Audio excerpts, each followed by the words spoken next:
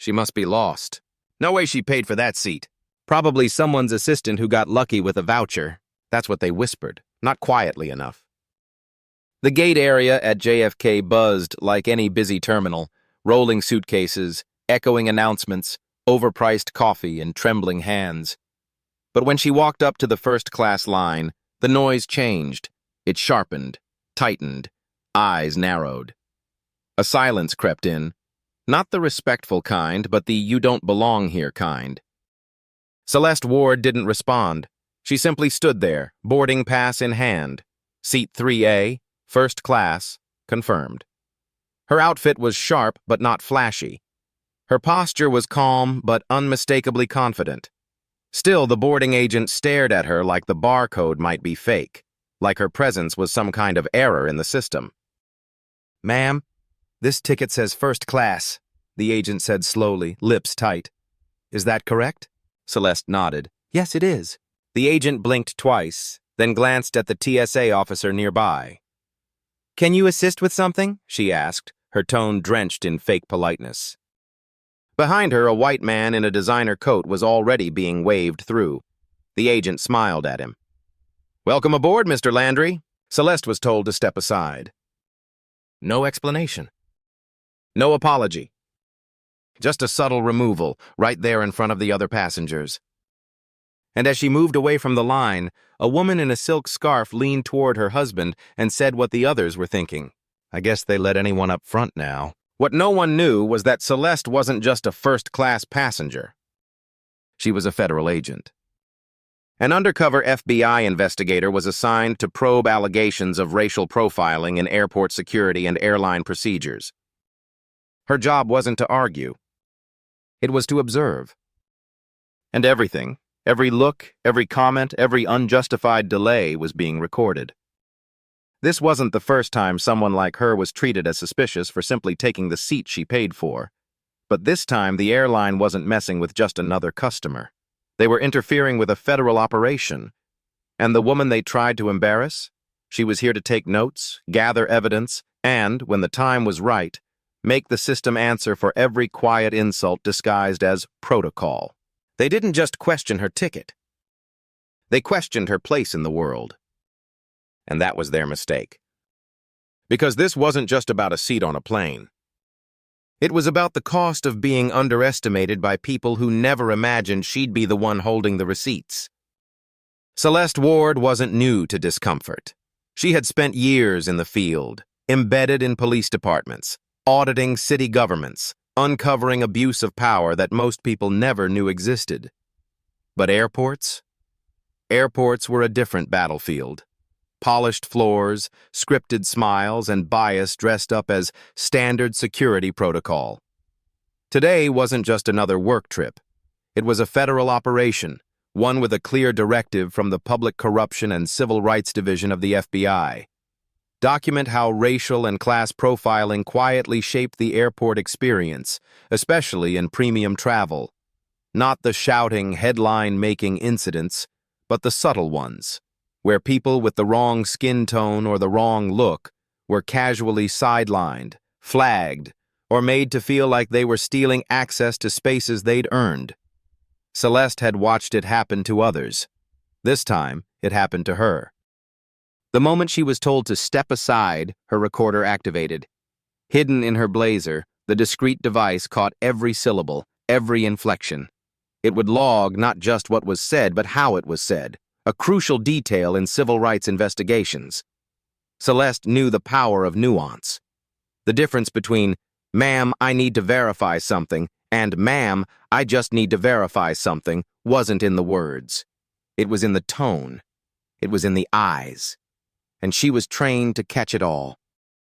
Her seat had been reserved weeks in advance through secure federal booking, paid in full under her real name, no upgrades, no favoritism. She wore civilian clothes, business casual, neutral tones, nothing flashy.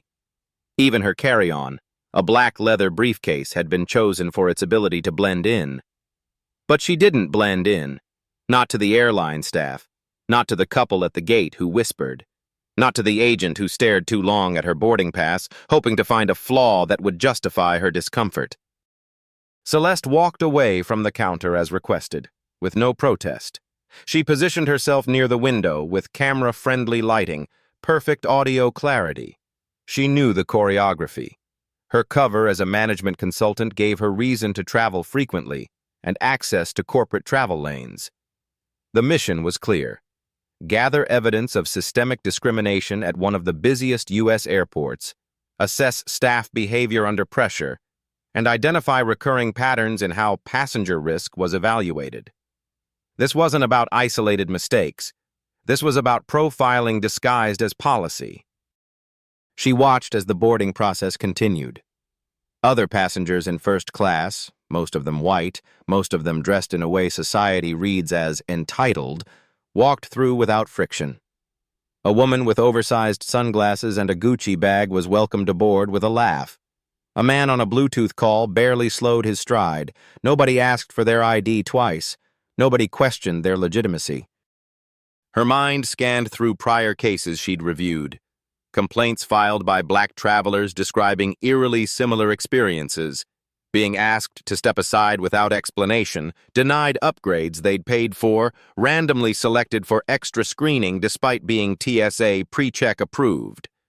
In most reports, the staff insisted it was routine, but when the data was reviewed, trends emerged.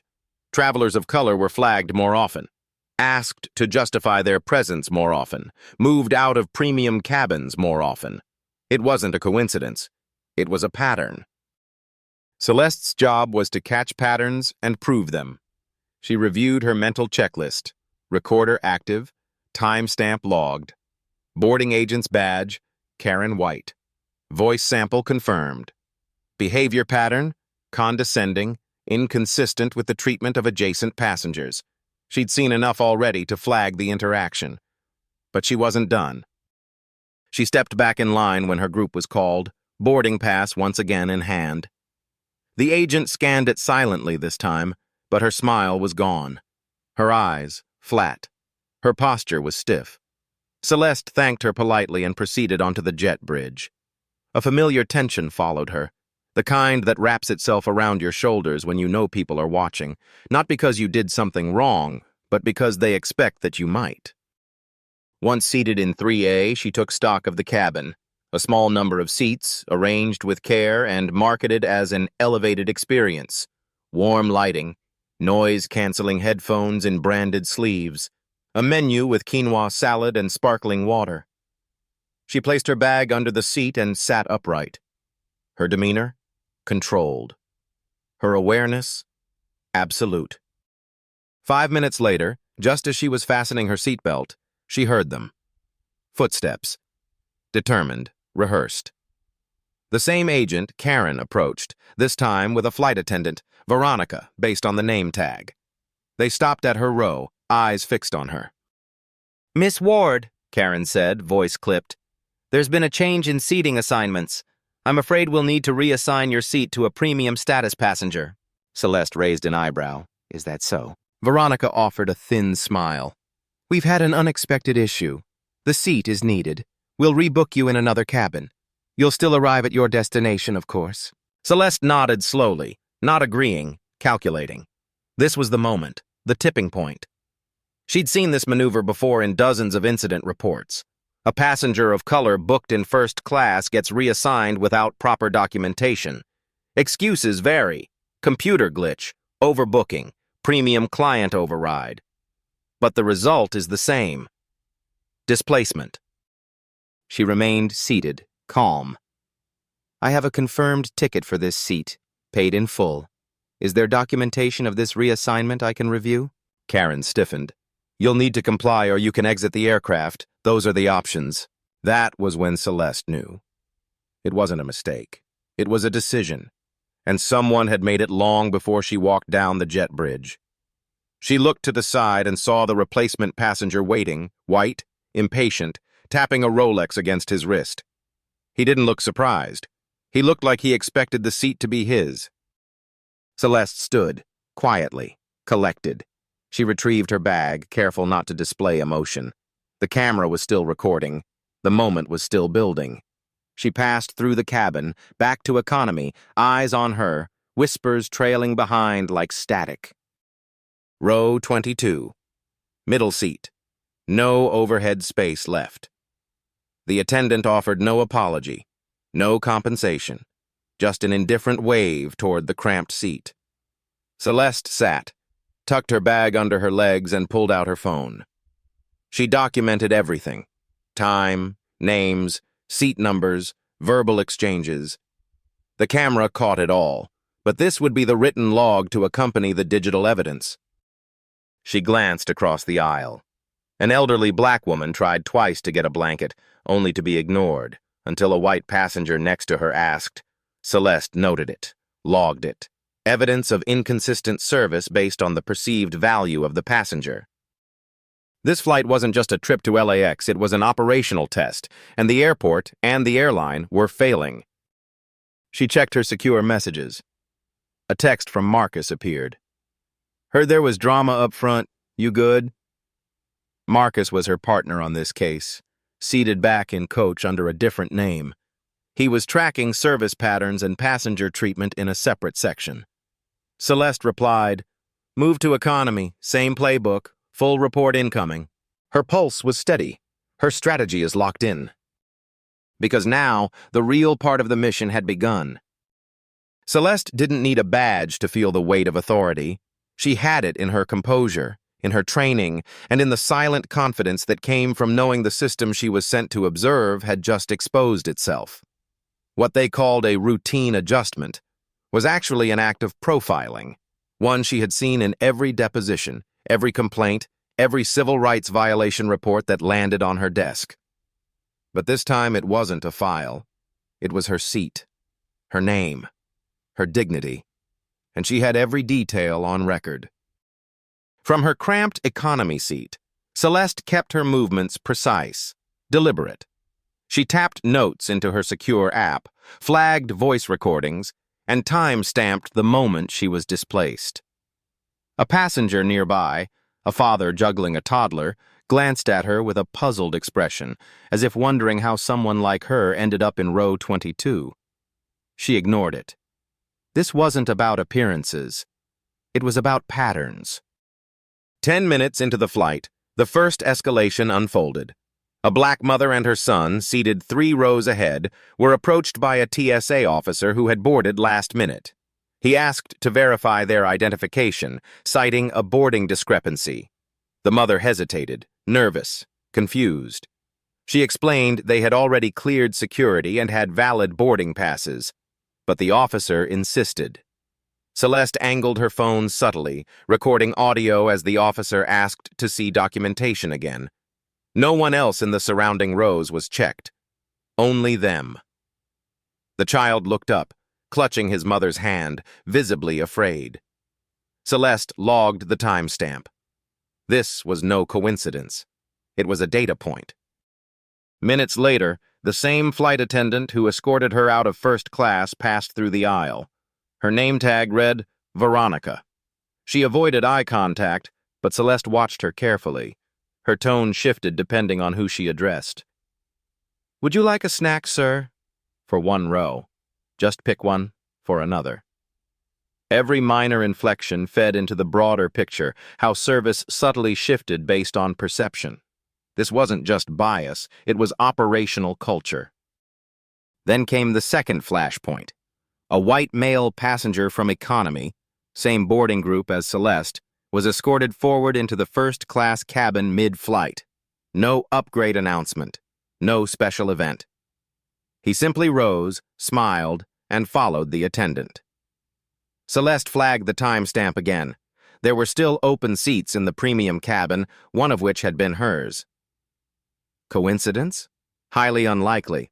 This was what enforcement officers referred to as selective enhancement, a policy maneuver presented as random but disproportionately favoring certain passengers. She messaged Marcus. Another passenger bumped up. White male. No explanation given. Track if more follow. Marcus responded within minutes. Got it. Confirmed a similar pattern in the rear cabin.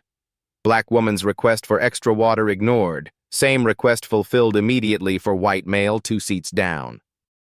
The flight wore on like a slow-motion case study. Celeste kept collecting, not reacting. She knew the power of documentation over outrage, but things turned sharp when the PA system chimed and a quiet but firm voice called her name. "Miss Celeste Ward, please meet the flight crew at the front galley." There was no tone of urgency, but there was an edge.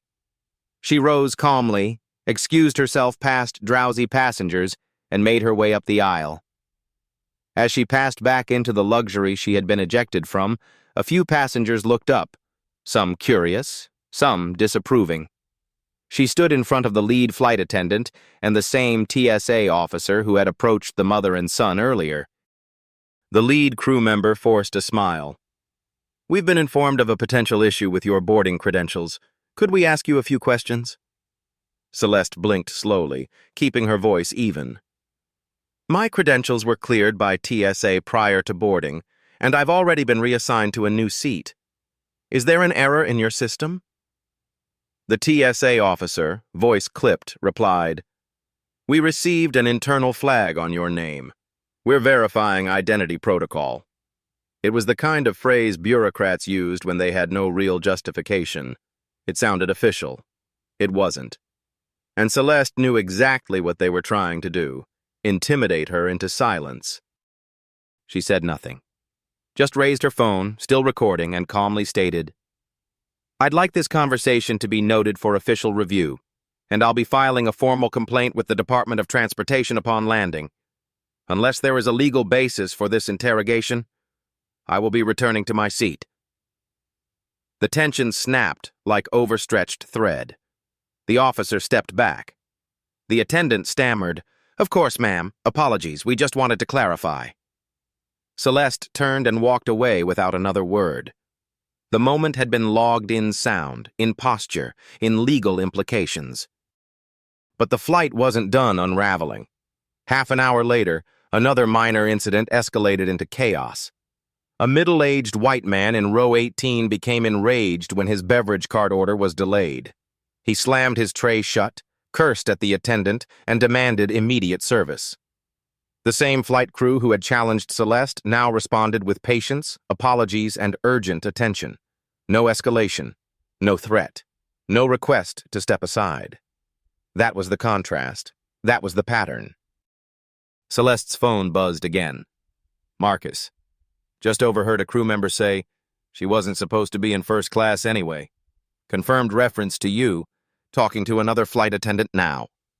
Celeste's pulse remained steady. She had what she needed. But then the final spark lit the powder. The overhead intercom crackled.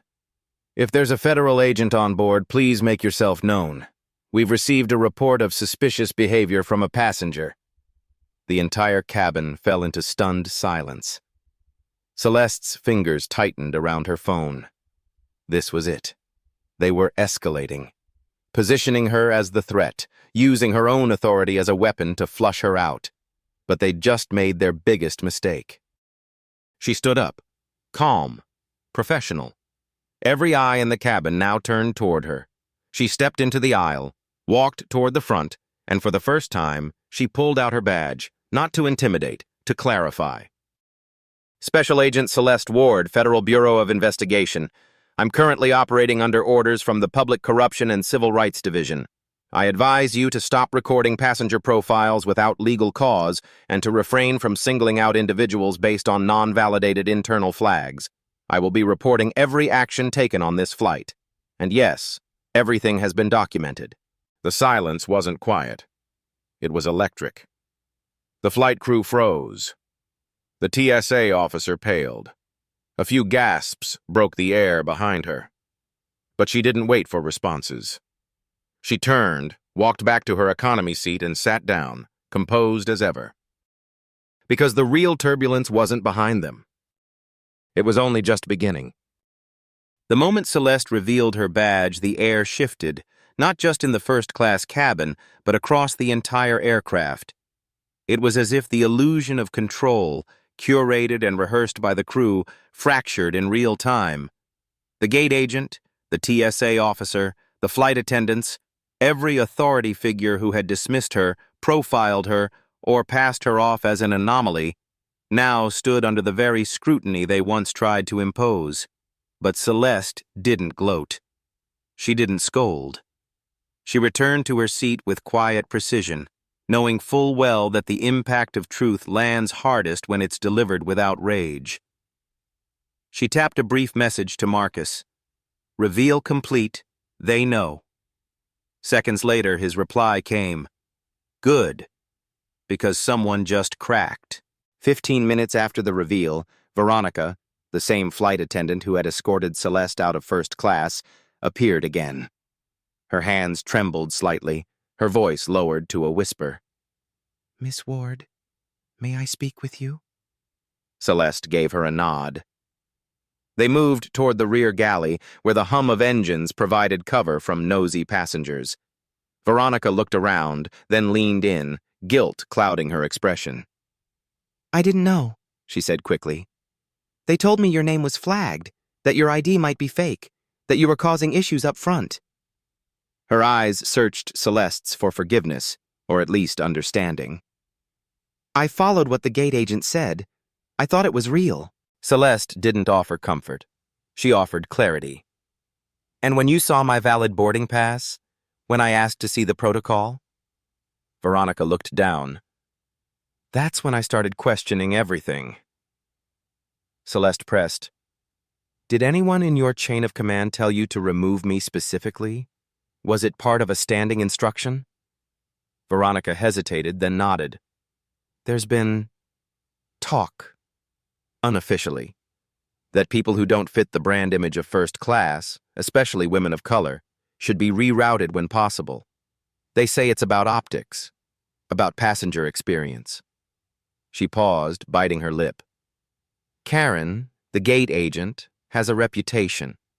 She brags about weeding out the seat stealers. But what really got to me was what Carla said. She's our senior on this flight. When I questioned it, she told me, you think corporate wants someone like her on the brochure? That's when I realized it was more than policy. It was personal. Celeste inhaled slowly. That was the twist. It wasn't just unconscious bias, it was calculated, targeted, branded under the guise of maintaining a premium passenger image. She had enough now, not just evidence of profiling, but systemic intent behind it. She logged every name, every admission, every statement. This wasn't just one bad interaction. It was an entire culture, curated from the inside out. Back at her seat, she saw Marcus waiting for her in the aisle. She nodded. The exchange had gone exactly as hoped. He passed her a slip of paper with a scribbled message. Passenger in 17B overheard Carla say, "This one's going to cause trouble. Willing to testify." That was the final puzzle piece. Not just crew involvement, but fellow passengers catching it in real time. Celeste added it to the report draft on her tablet. The case had evolved. What started as a first-class denial now pointed toward a larger conspiracy, a look policy enforced by whispers and unofficial memos. Brand curation through exclusion. Hours later, after landing in Los Angeles, the terminal pulsed with restless energy. Paramedics came aboard to assist a passenger in another section, unrelated but symbolic of how many things had gone wrong on a single flight. As Celeste disembarked, she spotted Karen White standing near the gate desk. Her posture was stiff, her face was pale. Behind her, an airline manager hovered, arms folded, clearly waiting for an explanation. But Celeste didn't stop. Not yet. Not here. In a secure meeting room at the Department of Transportation Regional Office, Celeste and Marcus sat across from two compliance directors and a DOJ representative. They laid out the incident report. Voice recordings, video clips, time logs, crew statements, passenger testimonials. Everything was organized, time-stamped, and verified through digital encryption. The directors listened in silence, occasionally exchanging glances as the layers of misconduct unfolded. When Celeste played the audio clip of Veronica admitting internal pressures to remove non-brand passengers, the room fell completely still. "What we're seeing," she said calmly, "isn't just a mistake in customer service.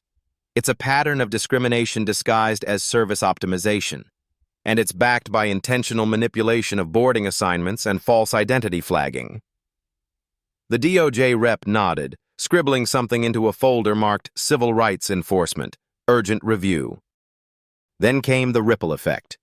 Within 48 hours, Veronica submitted a sworn affidavit. Carla, the senior attendant, was pulled into a deposition. Internal airline emails were requested, and what surfaced was damning. A memo from 2 months prior referring to premium class image cohesion, suggesting staff used discretion in preventing non-aligned passenger experiences. It was legal speak for modern segregation. The language never used race. It didn't have to.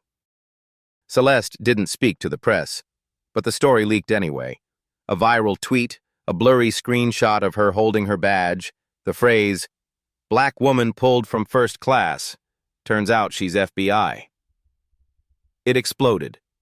Overnight, hashtag flying. While black trended again. But this time it came with receipts, full documents, transcripts, evidence.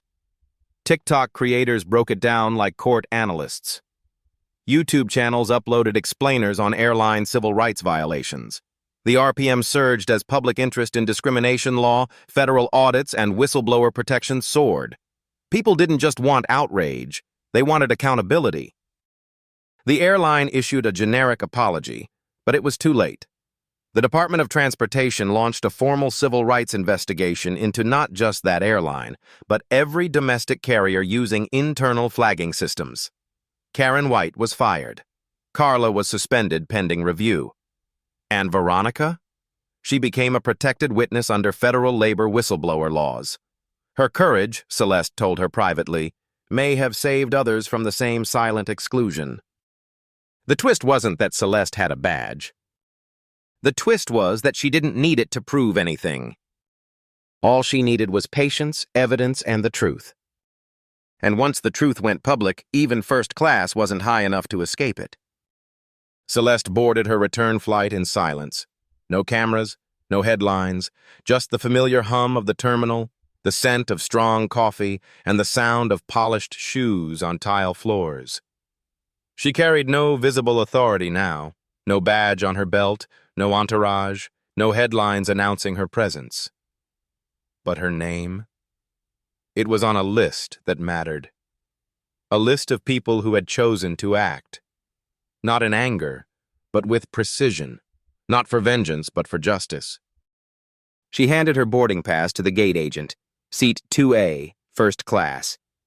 This time, no questions, no hesitation.